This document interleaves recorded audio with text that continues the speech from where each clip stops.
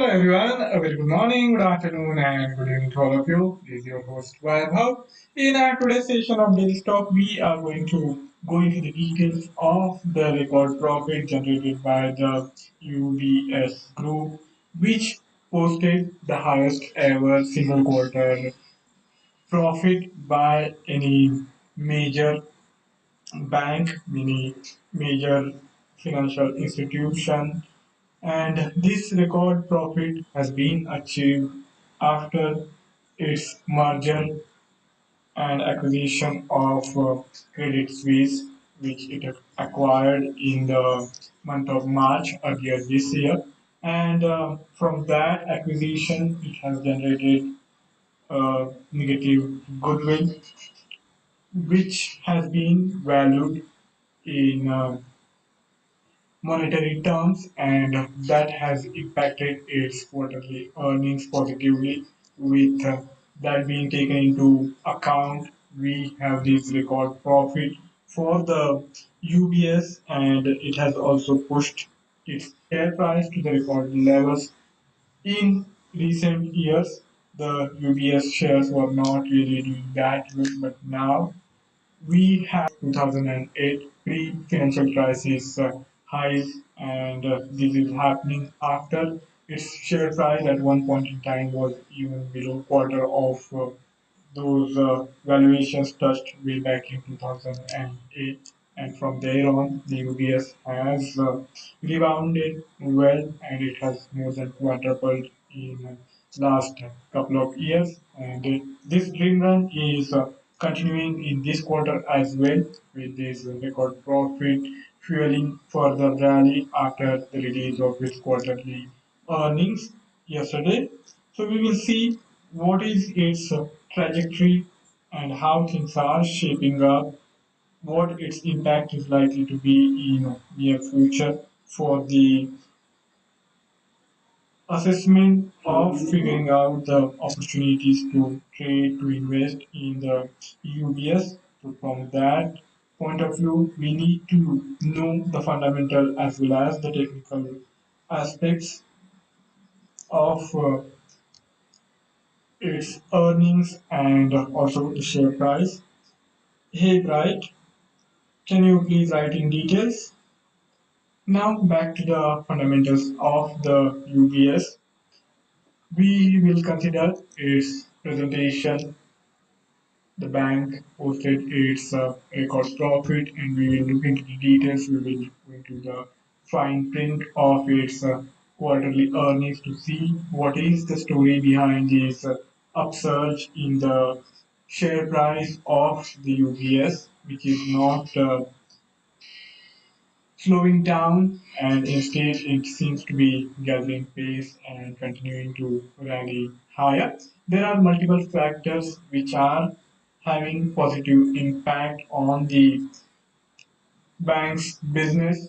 We have many verticals of the bank which cater to the different market sectors, and in most of these the bank has been able to generate positive momentum. It has been doing remarkably well compared to its other European peers, and that is showing up in its profit and loss statement as well as in the share price, which is inching higher and higher. These are the main segments which generate the revenues for the bank. These are the units: the global wealth management, which contributes the highest amount of the revenues for the UBS. Then we have personal and corporate banking, the asset management, and investment banking unit. These are all important from the point of view of the revenue generation. We have these details provided for each of the unit of the bank, and combined together this create the UBS group. You can access the report of the UBS from this investor relations page, and at your own pace you can go into the fine print, read this report, in full. Here we will be mainly looking at the highlights from what are the changes the bank has made in its policy and from where it is bringing in more revenue and optimizing the businesses, the integration of the credit fees and the way forward has been listed here.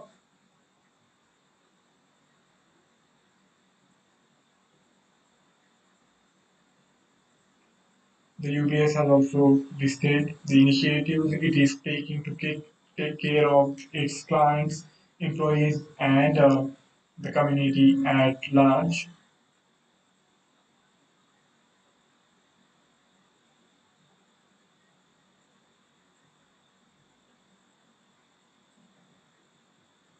Company is also looking to exit from non-core businesses and focus more on its core businesses so that it is able to focus better on the units, on the segments from where it is bringing in the larger revenues while cutting down on not so remunerative parts of the business.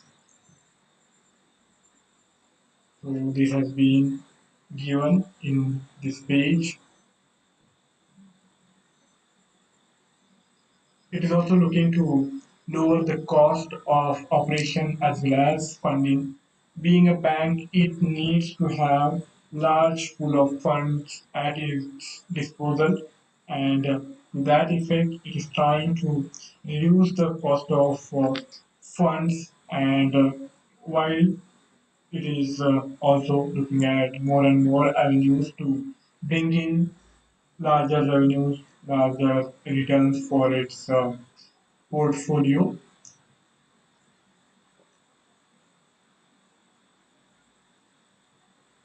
It is looking to cut 10 billion of its cost by the year end of 2026 and improve its operating margin to 30%. It is looking to reduce its operating cost to less than 70% of its revenue generated total revenues.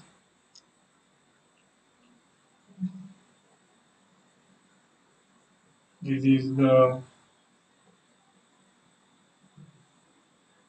road ahead, the outlet to complete the integration for the group by the end of 2026.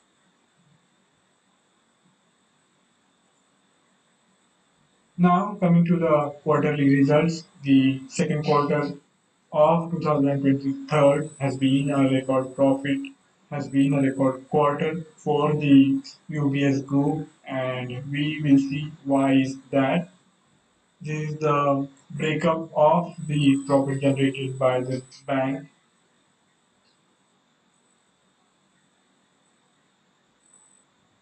And if we exclude the negative goodwill, then that record shattering number comes to just little over 1 billion. Now it is one among the peers and not a outlier. But once we factor in the negative goodwill, we have these record shattering quarterly figure, both in terms of its net profit and the total revenues. The company has also given the details of its allocation, and now we have these positives listed by the UBS of the acquisition. Now, I will not be going into the details of this acquisition, and also we have to keep in mind that the negative goodwill, which has contributed to this record quarter, is a one-off development, but that is not the only thing which is driving the interest of the investors. We have multiple factors which are generating positive momentum for the bank. And as I listed, cost reduction and the initiative to improve its operating margin is one such. Also, it is looking to focus more on the core segments of the operation and double down on cash generating operations. Now, if we look at the units, the individual segments are included in the report as well with breakup of the revenue generated from these different units. And the global wealth management contributes heavily in terms of the total revenue for the group with revenues upward of $4.7 billion for the second quarter of 2023.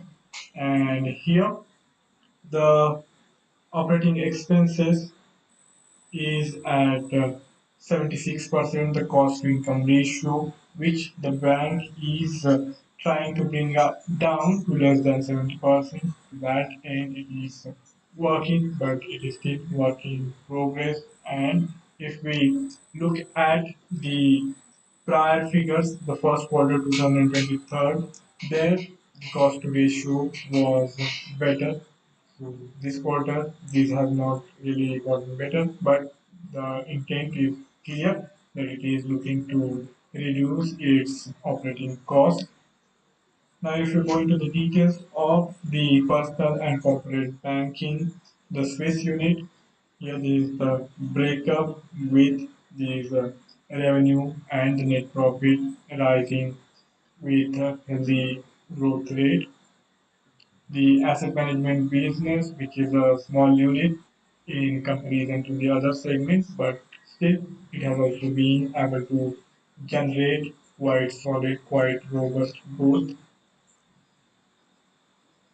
Then the investment banking segment, it has seen some reduction in the total revenues, and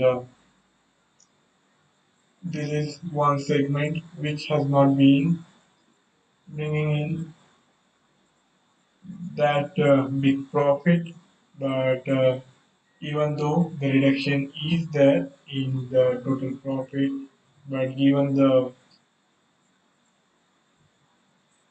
other segments doing well with substantial contribution from the negative goodwill, we haven't really seen this decline in the investment banking, creating that much of a negative pressure on the group, the whole group as a whole. Now let us look at the UBS group results, all segments taken together. With these revenues rising with the growth of almost 10%, not precisely 10%, but close to that. With this, it has generated and maintained the positive momentum of revenue growth with these strong growth rate. And whether you look at the year on year or sequential, that is quarter on quarter, in both these parameters, there is solid growth for the UBS, and this is irrespective of the one-off addition by the negative goodwill.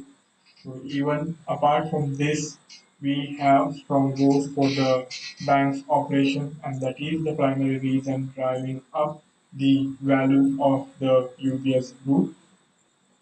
So this is the fundamental factor, and I would recommend you to go through these quarterly report provided by the bank for its investors and see how you can take all these developments into account, understand the bank's intent and the initiatives taken to achieve those intents, and how the overall market is, and getting all these factors and considering them at one place will enable you to make an informed decision on the fundamental side.